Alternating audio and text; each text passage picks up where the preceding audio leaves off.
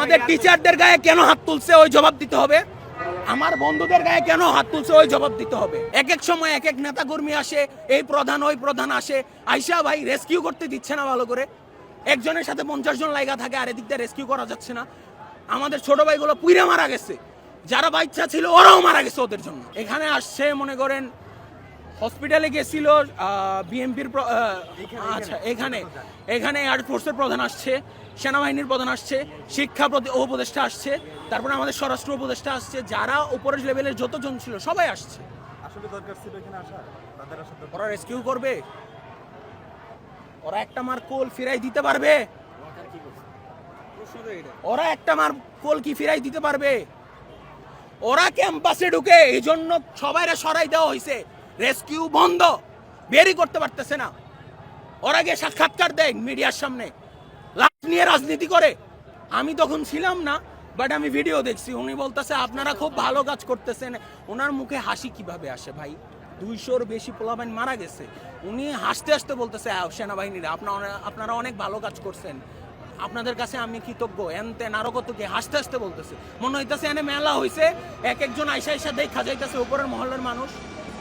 ভালো কথা সব মানলাম, লাস্টে ভাই আমাদের শিক্ষকদের গায়ে কেন হাত তুলছে? কেন? আমার স্কুলের পোলাপাইন মারা গেছে, আমি কি বলবো না কতজন মারা গেছে? এত বড় একটা প্লেন ক্র্যাশ হয়েছে, গত 50 বছরে শুনছেন কোন শিক্ষা প্রতিষ্ঠানে এমন হয়েছে? আমি বলবো না? এখন আমার কাছে যখন লিস্ট আসছে, আমার বন্ধুদের কাছে যখন লিস্ট আসছে, ওরা যখন দিতে গেছে তখনই তো ওদের উপরে চড়া হয়ে উঠছে।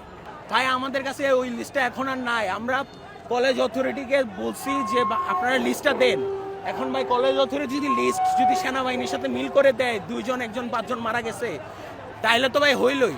আমরা ভাই বিচার চাই, লাশের সঠিক হিসাব দিতে হবে, আমাদের প্রত্যেকটা গার্ডিয়ানদের সান্ত্বনা দিতে হবে, আমাদের টিচারদের গায়ে কেন হাত তুলছে ওই জবাব দিতে হবে, আমার বন্ধুদের গায়ে কেন হাত তুলছে ওই জবাব দিতে হবে।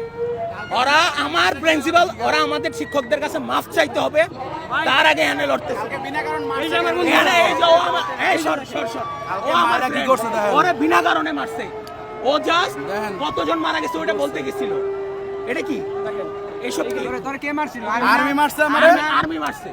আচ্ছা, কোন প্রেক্ষিতে আসলে এই ঘটনাটা ঘটে? আমি যমুনা টিভিকে ইন্টারভিউ দিচ্ছিলাম যে কালকে যে এতজন মারা গেছে, এটা এত কম কেন হচ্ছে, যে এত কম ভাবে কেন ওরা বলতেছে 2জন মারা গেছে। এখানে আমি লাস্ট দিতে 15-20টার মতো। এটা বলার পর থেকে আমার উপর হামলা করা শুরু হয়েছে। আমাকে বাসাতে আমার প্রিন্সিপাল আসছে, আমার ভাইস প্রিন্সিপালরা আসছে, আমার স্যাররা আসছে, তাদের পর্যন্ত মারছে।